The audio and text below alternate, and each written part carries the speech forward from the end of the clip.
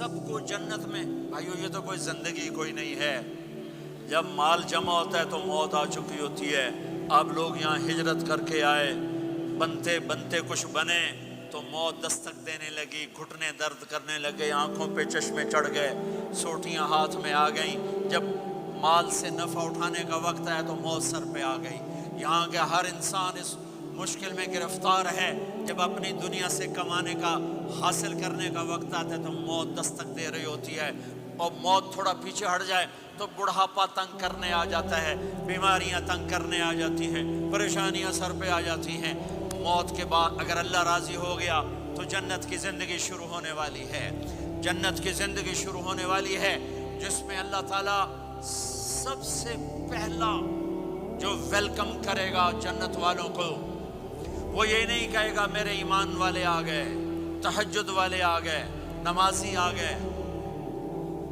پوری تفصیل سنو. اللہ تعالیٰ جب جنت میں بٹھا دے گا, جنتی مرد جنتی عورت. ہمارے ابا اور اماں کا قد کتنا تھا کچھ پتہ ہے؟ 130 فٹ. کتنا بھائی؟ 130 فٹ.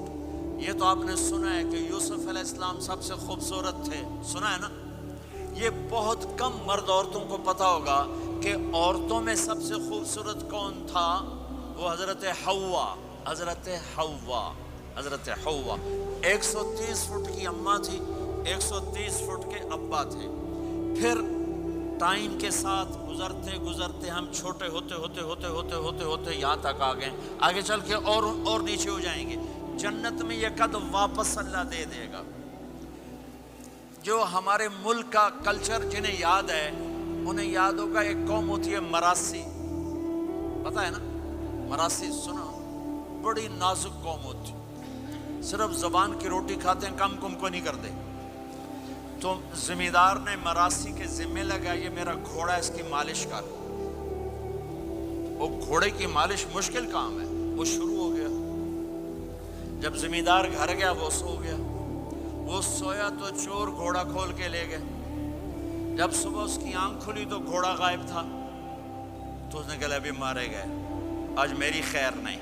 وہ گھر گیا, خرگوش لا کے باندھ کے مالش شروع کر دی. جب تھوڑی دیر بعد زمیندار باہر نکلا, اس نے کہا میرا گھوڑا کی دیکھے جی آئے کھلوتا ہے. اس نے کہا تیرا ستیہ ناس ہوئے, گھوڑا ہے تو خرگوش ہے, صحیح گھوڑا ہے. ساری رات مالش کی تھی تو گھس گھس گھس گھس گھس گھس گھس اے آ کھلوتے.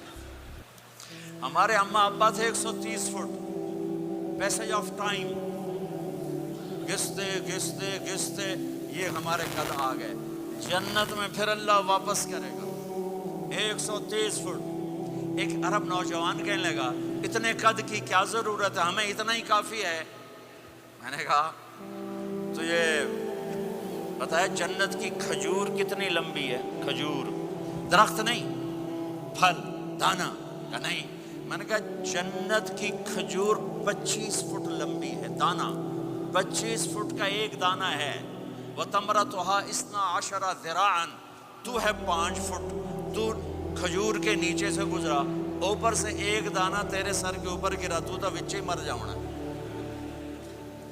پھر مسرات سے معذرت کے ساتھ, جنت کی حور کا قد ہے 130 فٹ اور تو گیا 5 فٹ, وہ تو تجھے جے میں ڈال لے گی.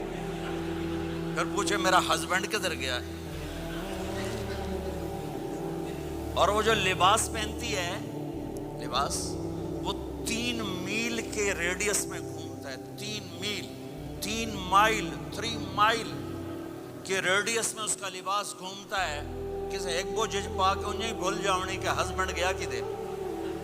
لہٰذا تمہیں بھی 130 فٹ کرے گا, ان کو بھی 130 فٹ کرے گا. اور وہ جنت کی لڑکیاں تو پہلے 130 فٹ ہیں. ام سلمہ نے پوچھا یا رسول اللہ جنت کی عورت کا درجہ بڑا ہے یا ایمان والی عورت کا؟ آپ نے کہا ایمان والی عورت کا. کہ وہ کیوں؟ کہا بصلاتہن وصیامہن وعبادتہن. جنت کی عورت نماز نہیں پڑھتی, ایمان والی عورت نماز پڑھتی ہے. جنت کی عورت روزہ نہیں رکھتی, ایمان والی عورت روزہ رکھتی ہے. جنت کی عورت عبادت نہیں کرتی, ایمان والی عورت عبادت کرتی ہے.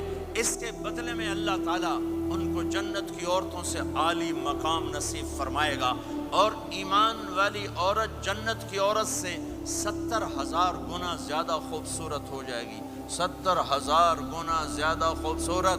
اور جنت میں ایک مقابلہ ہوگا، ایمان والی عورتیں جنت کی عورتیں کٹھی، جنت کی عورتیں کہیں گی زندہ رہیں موت نہ آئی، جوان رہیں بڑھاپا نہ آیا، ہمیشہ راضی رہیں ناراض نہ ہوئی، ہمیشہ ساتھ دیا چھوڑا نہیں۔